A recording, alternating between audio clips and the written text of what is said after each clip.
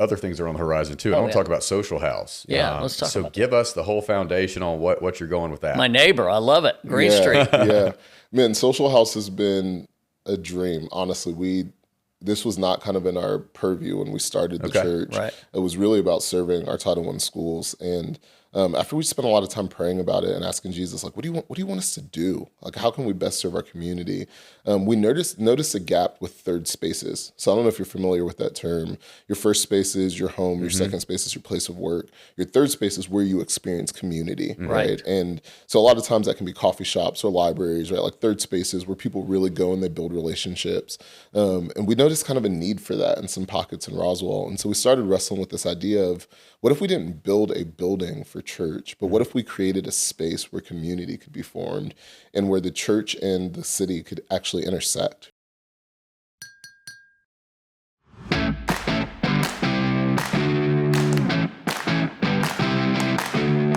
A sincere thank you to Wellstar North Fulton Medical Center for its sponsorship and for fostering a healthy community where businesses can thrive.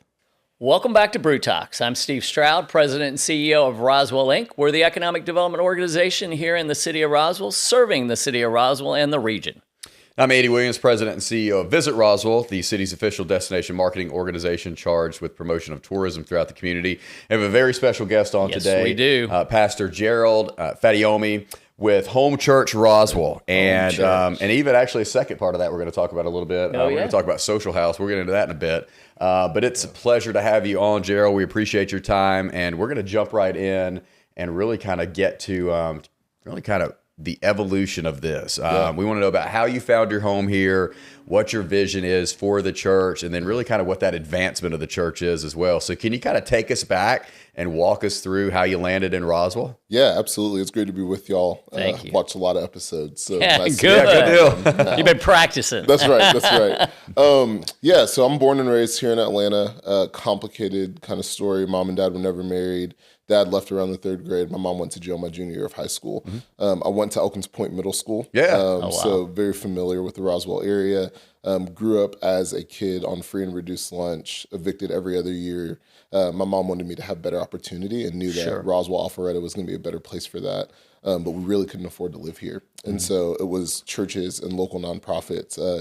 NFCC was a huge part of our story. We got our car actually came from NFCC when I was in middle school. Yeah. Wow. And then churches who supported with rent assistance and food assistance and just really helped us to get through those years. So I've always had a heart for the city, particularly a heart for people who are living in our city, who are Roswellians, who are struggling to make it in our community. And so wanting to find ways to be able to serve and support and love on those families, but to also be an intersection point to connect some different types of people in our community together. And so that's kind of been the heart of Home Church, is to be very service-oriented, outward-facing, looking for ways to love and support our community. And so we meet at Vickery Mill Elementary School right now, which is one of our 5 Title I schools in the city. And the vision is to plant a church at every Title I school that loves and supports the needs of the school, the needs of those families, and can be an intersection point for the community. It's good to know. So, and that's your physical location then. I mean, so there's no, I guess, you're not seeking out a physical location, brick and mortar. Yeah, you're using local schools and resources at your fingertips. That's exactly right. Okay. Yeah, utilization is a big part of our strategy. And so looking at a school that's not being utilized on a Sunday, and then having church spaces that we want to make sure they're being utilized to the best of their ability throughout the week. We thought, man, why not partner with some of our local schools and be able to serve and support them in that way? Well, and you've clearly submerged your whole concept in church into this community in multiple layers, right? It's you're touching so many people, and we're seeing that. Yeah. So walk us back. You obviously grew up here. Did you go to Roswell? No, I went to Alpharetta High. Alpharetta High. All right, that's good. Yeah, nothing wrong with that. Yeah, well, Roswell was significantly better than us when I was there. So it's okay. We did not look forward to seeing Roswell on the football or basketball schedule for sure. So. Yeah, but some of that's changed. I mean, Alpharetta High is great school. Great school. Yeah, it is. Absolutely. So talk to us about the philosophy. Obviously, part of where the church is and the direction comes from your background, right? And how to reach out. I mean, when you say NFCC, North Fulton Community Charities, I served 8 years on their board. Yeah. I believe in that cause, right?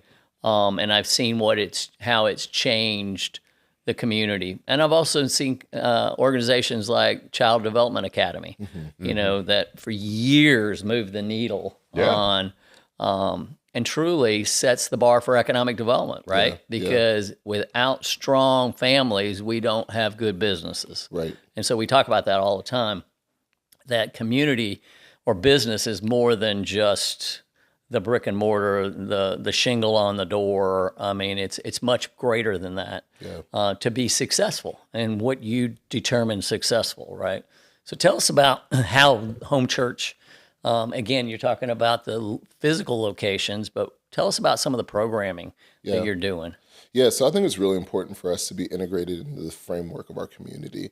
My wife and I love Roswell. We got married at the Roswell Historic Cottage, right off of Canton Street, and we knew then that we would raise our family here, right? We live in Martin's Landing. And so being really integrated into the city and having a heart for it is a big deal for us. And so all of our programs are kind of geared around that. One of the things I think makes us unique is the third Sunday of every month. We don't meet for worship or teaching like we typically would on a Sunday morning. We organize projects. And so we partner with a number of different nonprofits in our community and the surrounding areas to provide a number of different services for families. So on a third Sunday of every month, we call it 4-Day. The reason why is we say for too long, the church has been known for what it's against. We want to be known by what we're for, right? Yeah. And so the third Sunday of every month, if a family from our community were to show up, they'd receive groceries. We partner with the Atlanta Community Food Bank, partner with some other local groceries, and are able to provide basically everything but meat and milk. Right. So fresh produce, canned good items, toiletry items, they could come and receive that. Brooke is a member of our church who's on the team here. Shout out to Brooke. Crushing it. Has created what we call the warehouse.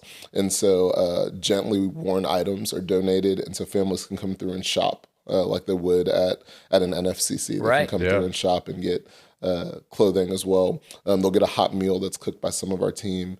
And so those are like kind of staple services that are always available. And then at the same time, there's a number of packing projects that are taking place, probably 15 different packing projects for other nonprofits in the area, where we're able to provide peanut butter and jelly sandwiches or a teacher appreciation for every Title I school in our area, able to write just a little note of appreciation and a small gift to tell them thank you. Teams that are going out and delivering foods to some of our low-income hotel communities in the area, doing that as well. So there's all sorts of different ways that people are able to get involved. That's one of the big things that we try to do every month, though, is serve our community in that way. Additionally, we do 3 big outreach events throughout the year as well. And so our Back to School Bash, we rent out the Sky Zone over on the east side of Roswell. We give out free backpacks at both Vickery Mill and Esther Jackson, free haircuts for the kids to give them dignity as they kick off the year. Police department, fire department comes up for community relations. Just a beautiful time to kick off the year. And then in December, winter jackets, Christmas presents, and a hot meal for all of the families at Vickery Mill and Esther Jackson. So a little over 1,000 families served last year. Oh, wow. Which was pretty awesome. And then we do a family fun day in the spring with a big Easter egg hunt and bounce houses and meals for everyone. It had about 1,000 people come to that as well. So that's gracious. Well, you hit on something, you talk about outreach a good bit. It sounds like you guys do an amazing job at that. How are you finding that your churchgoers are you getting a group that's finding you as well and they're seeking out more information and they're kind of gravitating to you based on what you're doing, or do you find that you have to go out in the community to pull them in? Yeah, it's a great question. So part of the strategy around being in the public schools is we think that the teachers in our community are doing some of the hardest work, right? Not paid nearly enough for the amount of work that they're doing, but they really are the gateway into the community, right? And so because we're so connected to our local schools, we actually partnered with Vickery Mill on the youth parade a couple weeks ago, and they won, by the way. Kudos. But that connection with the schools, we find out about needs pretty immediately, right? Like if a kid comes to school and they're hungry, their teachers are the first people to know about that. And so we have that kind of connection point.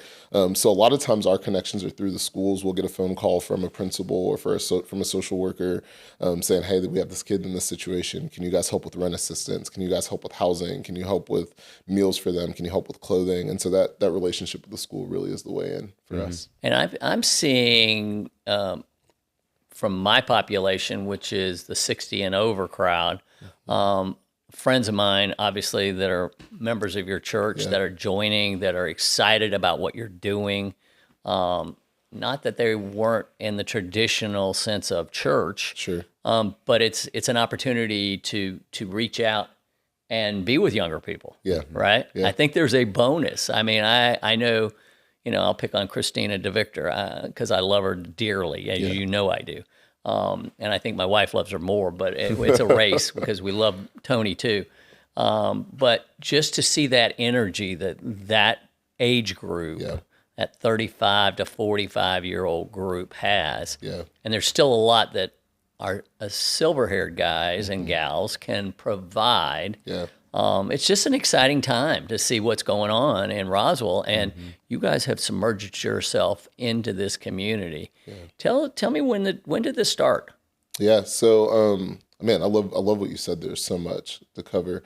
We started in January of 2021 officially. Okay. Or 2022. I'm sorry, officially. January of 2021 was our pre-launch year. So we did a couple of events to try to get people connected and kind of build a core team. One of the values that we have as a church, so we have 5 core values. One of them is this idea of pursuing uncommon unity.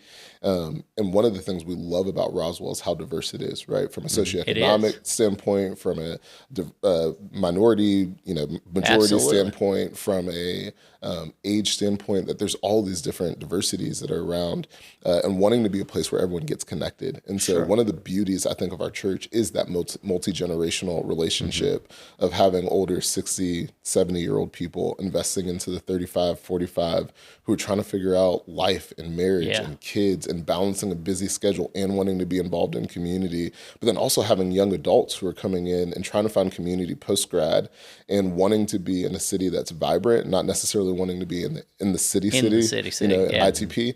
So they're OTP, close enough to get to the city, but wanting to find relationships, wanting to build career, and to be in a space where everyone can kind of learn from each other and grow together has been a really beautiful thing. So almost 4 years, will be 4 years officially in January of 26. It seems longer, and that's a compliment, right? Because that tells you your roots are taking root, right? It feels like you've been here longer, and that's a bonus, right? So, cheers to you on that. And with the momentum, other things are on the horizon too. I want to talk about Social House. Yeah, let's talk about that. So give us the whole foundation on what you're going with that. My neighbor, I love it. Green Street.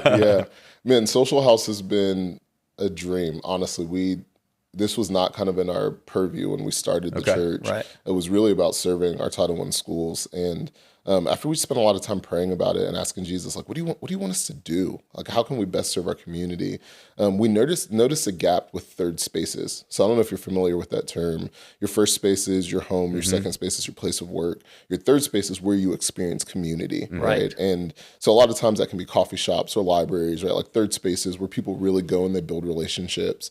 And we noticed kind of a need for that in some pockets in Roswell. And so we started wrestling with this idea of, what if we didn't build a building for church, but what if we created a space where community could be formed and where the church and the city could actually intersect, right? Where there are people who maybe would never step foot in a church, or people from our church who wouldn't necessarily run into other people, where they could actually build some relationship and have some community. So we started noodling around that, trying to figure out what that would look like. And just a series of events led us to 1098 Green Street, where Social House was born. And so the idea of Social House is it's a nonprofit event space where gathering gives back. And so all of the profit from events that are taking place there, weddings, birthday parties, we have a 50th birthday party booked next year. We've had class reunions, reach out, all sorts of different things that will take place there. All of the profit from that will go back in the community. And so doing movie nights, family nights, game nights, being able to do some of the social work that we're doing at the church as well, continuing that out in the community. And so events are going to happen in our community. Roswell is a beautiful space with all of the greenery, the downtown being next to Canton Street. People are always looking for places to gather. And we thought, well, what if we could create a space where that gathering actually served a purpose in the community and gave back? Yeah. So that's kind of the thought behind it. Well, obviously it's a beautiful space. I walked through with you and what you've done on the outside. And I think two things that come to mind when you say that is we're always looking for gathering spots, right? Yeah. Whether it's the field, Andy's out on the baseball fields, we were on lacrosse fields, and that became family, right? The families that were involved, the kids, whether you're a coach or not a coach, even just a participating parent, it becomes your third place, right? right. For a season. Yeah, sure. And whatever that season is. And I'm not just talking about the actual from start to finish of the Right. play season, Season the of life. season in life. Yeah. And I think so many times we're looking for that place. There's an age group that find it in the bars, right? And that's when you're young and some not so young. Sure. But at the end of the day, right, that's just not always where you want to be, right? Yeah. But there's also these other pieces that we can tie together that we want, whether it's on the field, whether it's at the coffee shop. Yeah. You know, I got a bunch of guys that get together every Friday, right? And they have breakfast. Yeah. And they solve worldly problems Yeah. because that's their third place, Yeah. right? But this is going to give us in downtown and really anybody in Roswell or outside of Roswell another spot. So it's really cool. Yeah. It's a cool concept. Yeah, we're very much excited about it. We'll do an official kind of grand opening in January, I think is what we're looking at. I think we're going to cut some ribbons and do some excitement. Yeah, for sure. Build around it. It helps also being next to what I think is one of the best gathering places in our city on Green Street at Fellows, right? I mean, you can't beat it, right? Like the community that's created there, the food that's there. There's just like an environment that's been created on Green Street from places like Monkey 68 and Fellows, particularly for us, that we felt like, man, if we could fit in the framework of what's been created on Green Street, we don't need to build anything new. We just want to be a part of what God is already doing here in our city. I'll say that about Christina and Tony too. Like they're not pitchy people. They're not going out and putting anything. They've just done such a good job of curating that space and making it known that, hey, this is home for people and this is where you gather. Yeah, it's very organic and authentic. I'll say that. And you've got the microphone here, and one of the things that, Steve, you probably see this. I see it a lot. Hey, I'm new to the area, or I'm trying to get my footing in Roswell, or I've lived in Woodstock, but now I'm kind of getting a little closer to Roswell with where I'm spending my time, and I'm looking for all these different things. And oftentimes, place of worship comes up, place of community comes up. So you got the microphone right now, and if you're talking to those individuals, what would you say? Not as a pitch necessarily, but as a welcome message for home church. Yeah, absolutely. I'd say first, if you're looking for places to get connected, start with the Roswell Moms group on Facebook. Hands down. That's the place to go. And be nice. Absolutely. No, I mean, I would say, if you're looking for a church that will feel like family, then we're probably a good fit for you. Right. But I would also say there are a number of incredible churches in our community.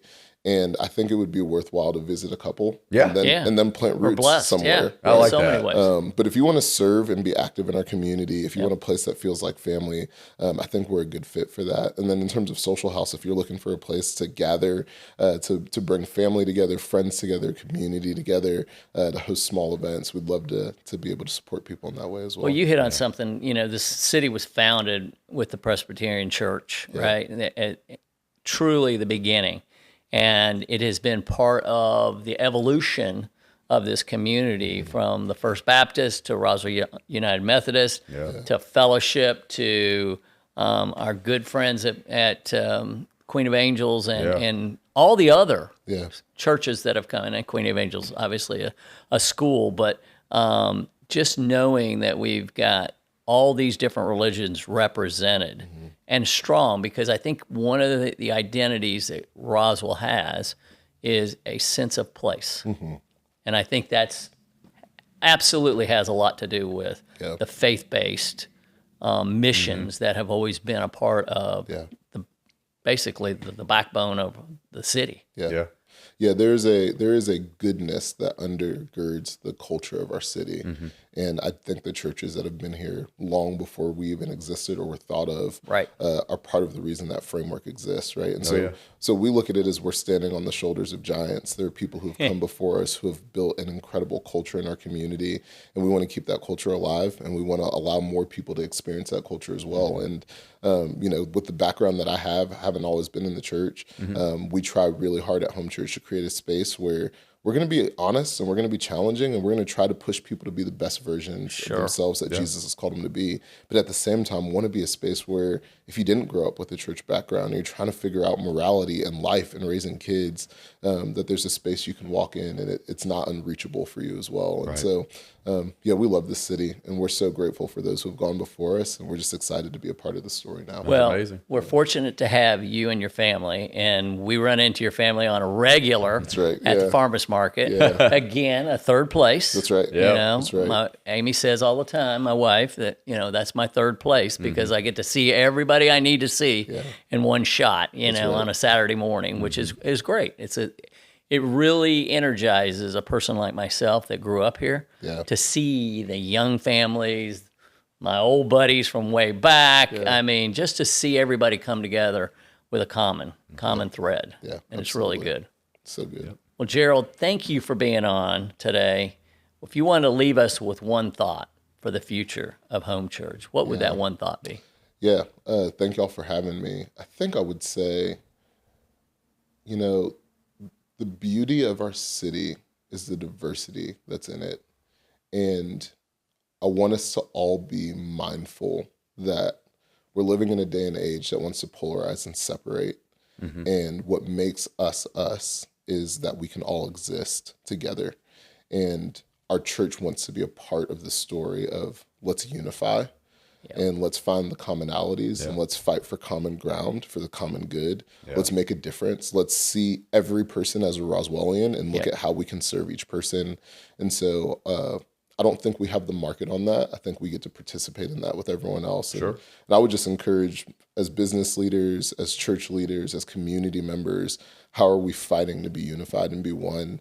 And I think that serves and honors God well when we do that. I think you are spot on. And what I would say, I'm not going to be near as articulate, but it's working as one. Yeah. Right? It's working for the common good. That's right. And bringing us back to decency, right? Yeah. And understanding that we're all God's children. That's right. Right? Yeah. That's my preaching for the day. Yeah. Come on. I love it. At the end of the day, we're in a great spot. Yeah. We're blessed to be here. Yeah, absolutely. Cheers. Cheers. Thanks for being here.